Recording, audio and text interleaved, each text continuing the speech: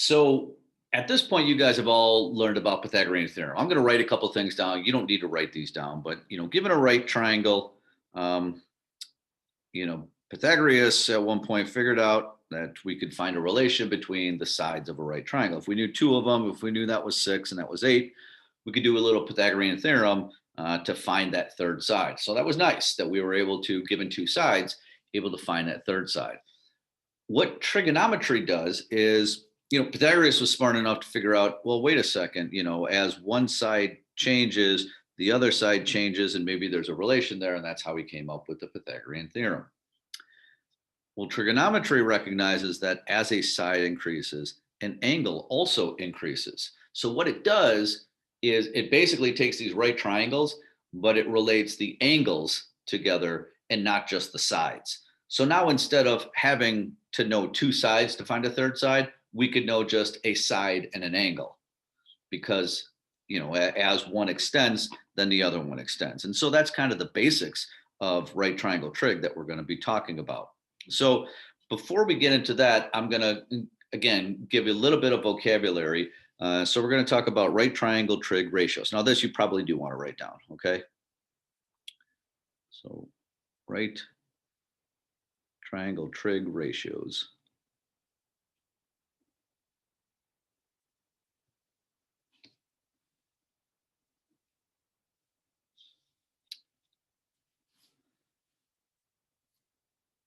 And so there are 6 ratios or words that I'm going to explain, but 3 are more famous than the other 3. So I'm going to start off with the most famous ones. All right, so the first one is the sine, S-I-N-E,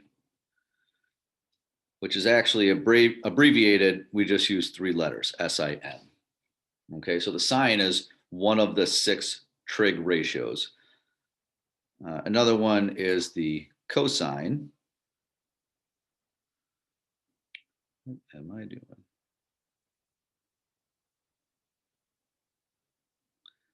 And that is abbreviated COS. And the tangent, that is TAN. So like you probably noticed on your calculator, there's a sine, a cosine, and a tangent button on there.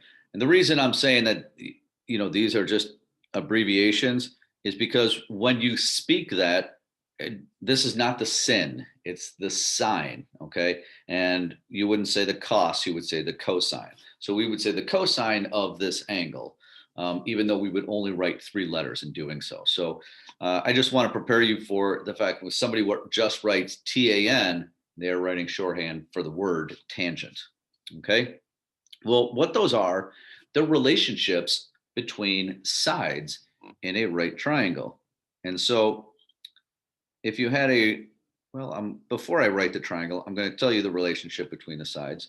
To find the sine, we take the opposite side divided by the hypotenuse. Now remember, they're right triangles. They all have a hypotenuse, of course.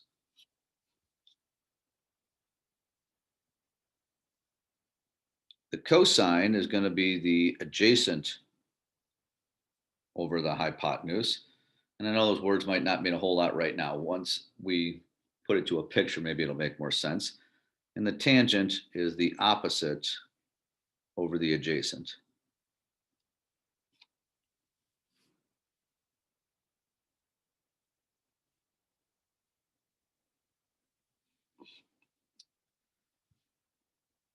All right, so for example, if we had a right triangle, and I'm going to draw a right triangle over here, and we're going to use this right triangle, and it's not drawn to scale, but let's say that here's our right angle, and the bottom is 5, and that side's 12.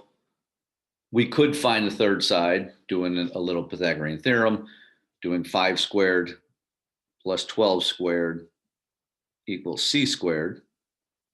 Or you might remember your triples, that this is a 5, 12, 13 triangle. In any case, when we were to solve that, c comes out to be 13. All right, so we got our right triangle with sides of 5, 12, and 13. And now for these ratios, they refer to an angle. So I'm just going to use this angle down here and call that angle A. So when I say the sine of A,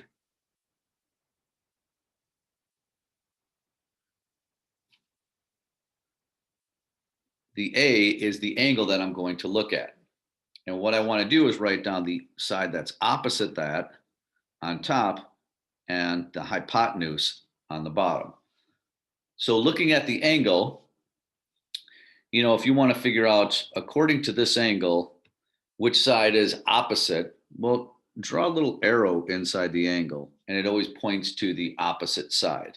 Okay. Or I would tell you if we were in a classroom to lay your pencil inside the angle. Okay. But the arrow always points to the opposite side. So according to A, the 12 is the opposite side. We know that 13 is the hypotenuse. So if I wanted to find the sine of A is 12 over 13. It's the opposite over the hypotenuse. That's our ratio. That's it. So we'd say the sine of A is 12 over 13.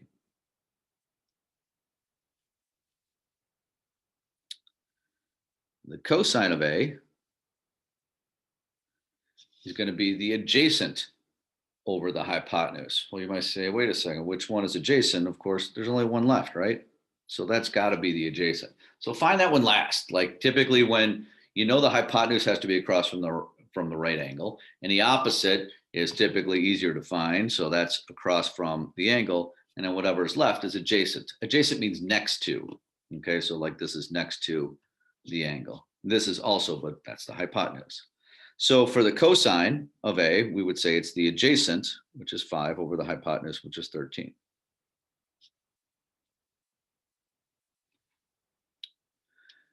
And then for the tangent of A, we take the opposite side over the adjacent side. So for the tangent of A,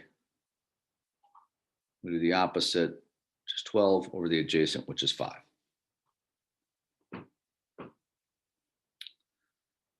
All right, so those terms may be really new to you. Are there any questions before I go on? Anything on this so far? I forgot to spell hypotenuse. Yeah.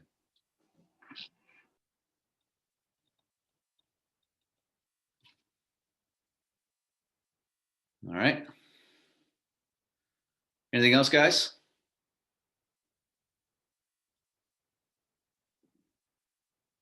All right. So, you know, I told you there were 6 trig functions. Those are the 3 most famous. And in fact, if you remember those 3, you can get the other 3. And I'm going to write them down underneath here. We have the sine, the cosine, the tangent, the cotangent,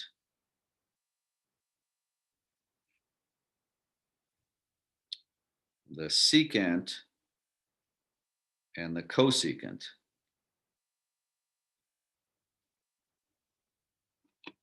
Those are the 6.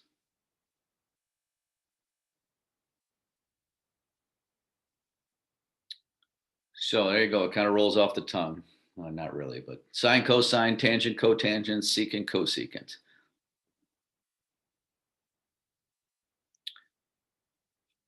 And they are abbreviated using 3 letters also. So the cotangent is COT, the secant is SEC, and the cosecant can't be COS because that's cosine. It is CSC.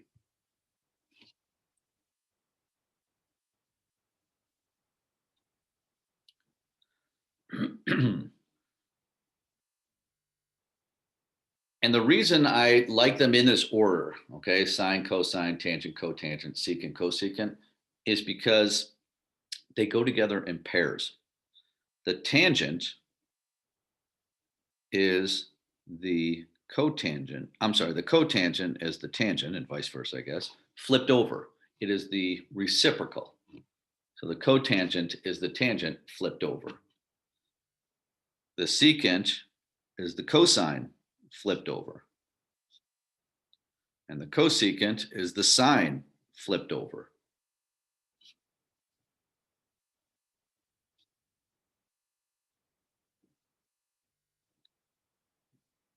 So if I wanted to find the cotangent of A,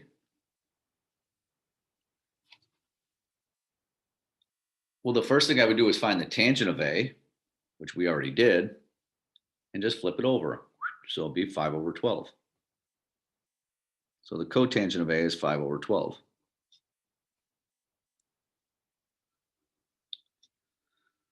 The secant of A, well, that's going to be the cosine flipped over. Okay, that's this guy flipped over.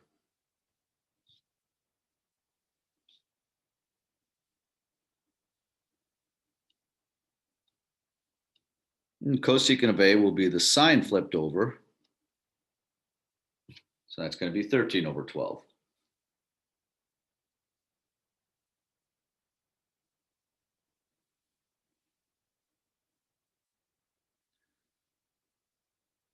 So like in terms of their sides, we to find the cotangent, we're just flipping that over. It's actually the adjacent over the opposite. So I'm going to write that down, the adjacent over the opposite.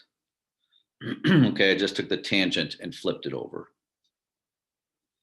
To find the secant, I'll flip over the cosine. That's the hypotenuse over the adjacent.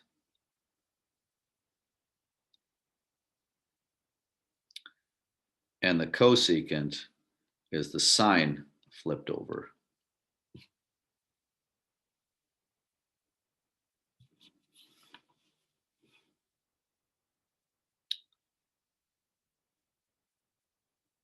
And that's a lot of information right there.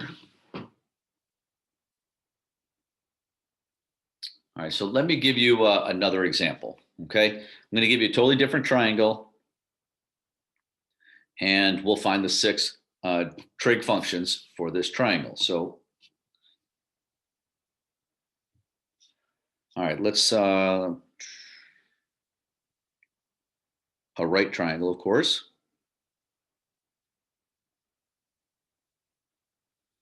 And let's say that this is 6, and this is 8, and this is 10.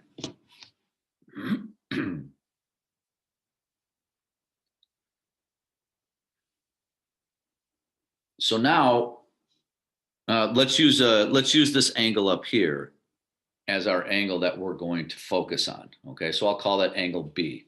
What I want to do is I want to find the 6 trig functions. I want to find the sine of B,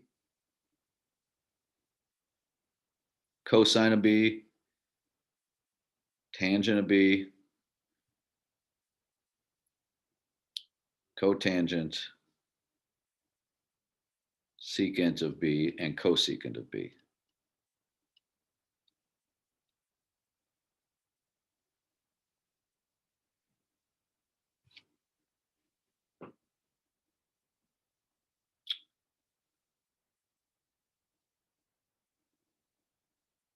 All right. So looking at angle B, first, I can see that 6 is the opposite. So I'm just going to write that down. That's opposite angle B. I know that 10 is the hypotenuse, and this just helps me to kind of keep it straight. You don't always have to do that. You don't have to do that at all. But if it helps you to write that down, you might want to go ahead and do that. So 6 is opposite. The 10 is the hypotenuse. That means the 8 is the adjacent. And now if I use that information, put it together with what I was looking at before, I know that the sine of B is the opposite, which is 6, over the hypotenuse, which is 10. Now, of course, this is math class, so we should always reduce fractions, right?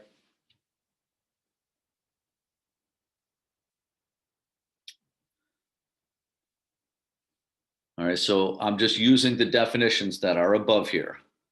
So to find the cosine, that's going to be the adjacent over the hypotenuse. So for the cosine of B, the adjacent is 8, and the hypotenuse is 10. So that's going to be 4/5.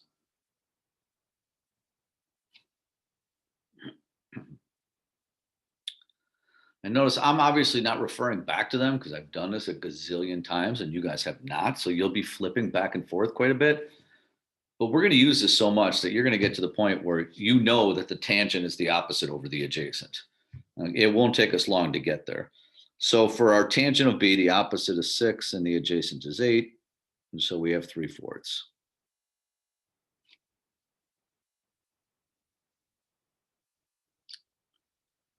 All right, now remember the cotangent is just the tangent flipped over. So that's going to be 4/3.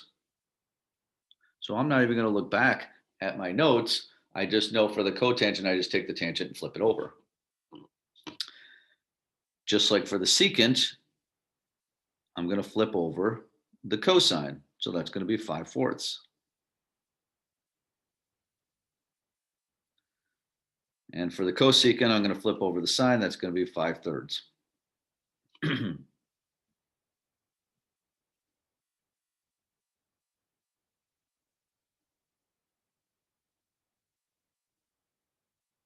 All right, so we've done all of those with, we did some integer values up here and we had to reduce some fractions. I do want to give you guys one more, but first give you a chance. Are there any questions before I move on to another example? Be the last one. All right. Well, then let's do one more. And it is going to be, of course, a little bit different.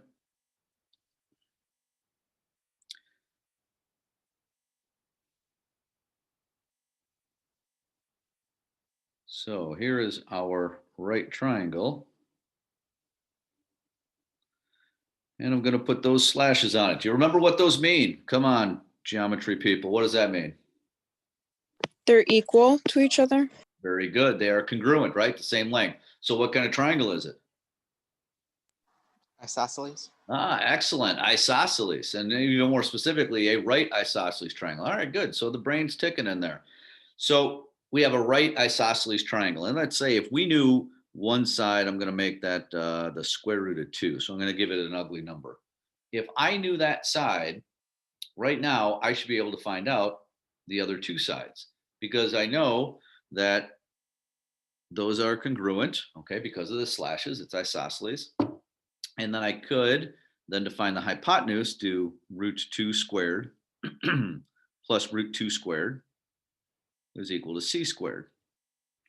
And so I'm just kind of going through that algebra pretty quickly because you guys are pretty good at that. We come out with a hypotenuse of 2. And now I could find the 6 trig functions for any of these angles. So let's say we want to find them for angle C. So I want to find the sine of angle C, the sine, the cosine, the tangent, the cotangent, the secant, the cosecant.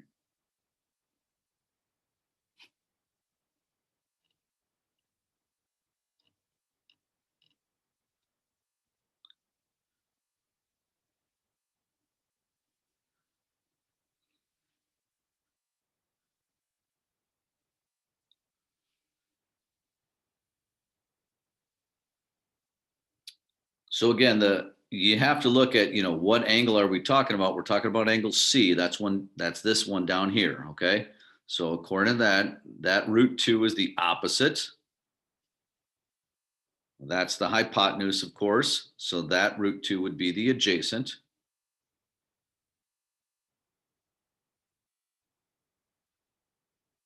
So the sine of C is the opposite, which is, root 2 over the hypotenuse, which is 2.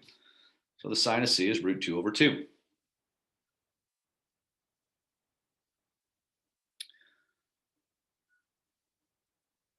The cosine of C is actually the same thing because the adjacent is the square root of 2. So the cosine is the adjacent over hypotenuse, which is also root 2 over 2.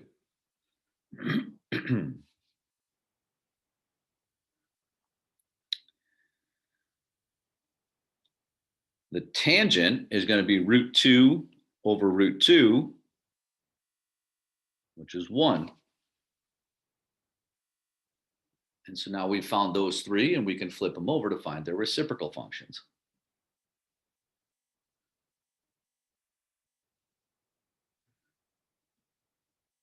So the cotangent is going to be the tangent flipped over. Well, if you take 1 which is like 1/1, and flip it over, you still get 1.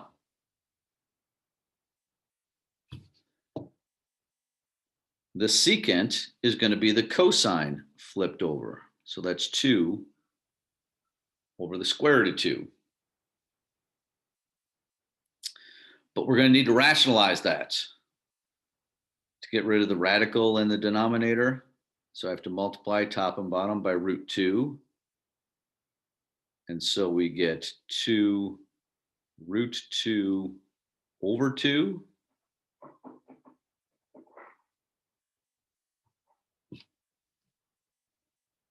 Ultimately giving us just root 2. So that took a little work.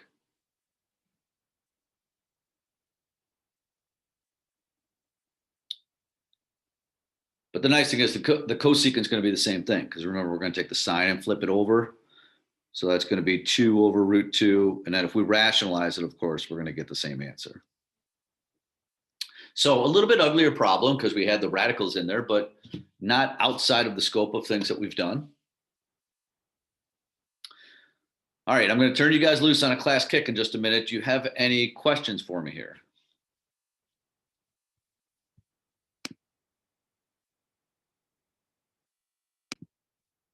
All right, guys, why don't you go back to the first slide and we'll go through these together. And if I'm going too quickly, please let me know.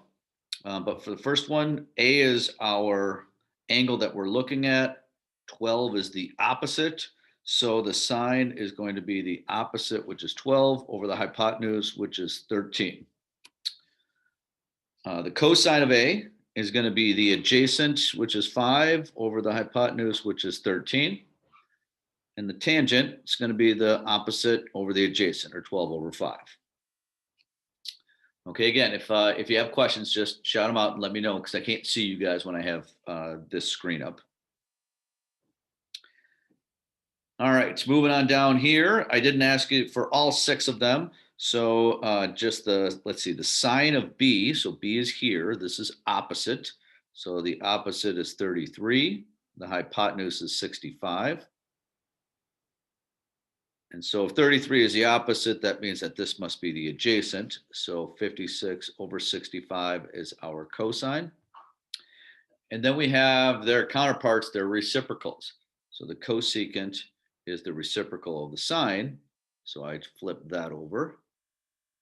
So the cosecant of B is 65 over 33.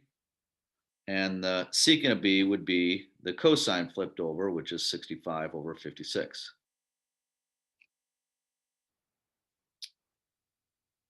Okay. Second slide. Now this one, we just had a little bit of reducing to do. So for the sine of C, we have the opposite, which is 4 root 3 over the hypotenuse, which is 8. And when we reduce that, we get root 3 over 2.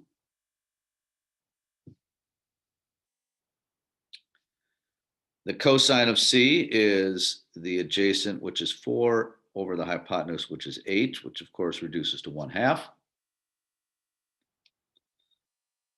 And the tangent is going to be 4 root 3 over 4, which is the square root of 3. Opposite over adjacent.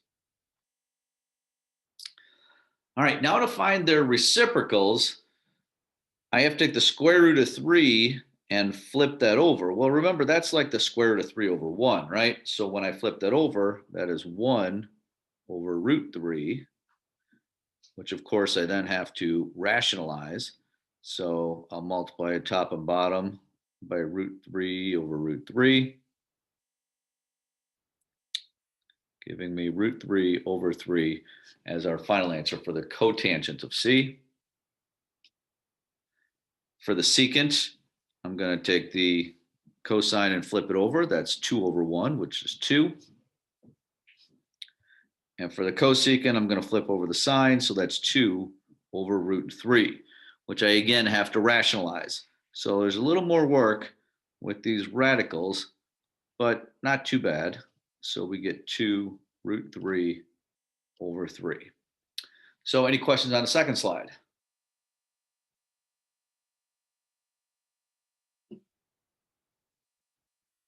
All right, last but not least then, our sine of D is going to be, again, D is that's the opposite. So that's going to be 14 over 50. And so those are both even. That's going to reduce to 7 over 25 for that ratio. The cosine would be the adjacent, which is 48, over the hypotenuse, which is 50, which will reduce to 24 over 25. And the tangent is the opposite, which is 14, over the adjacent 48. So that's going to be 7 over 24. And now I'll do their reciprocals. So the cotangent is going to be 24 over 7. The secant of D is going to be 25 over 24. And the cosecant of D would be 25 over 7. And some of you may have even made the connection that all of these are even numbers. And if you divide them all by 2, that's actually a 7, 24, 25 triangle doubled, which then if you just used those as your angle lengths would give you your ratios. But that's a lot of connections there, but maybe some of you made that connection. All right, so that was it for the class kick. Anything else on the class kick before we move on?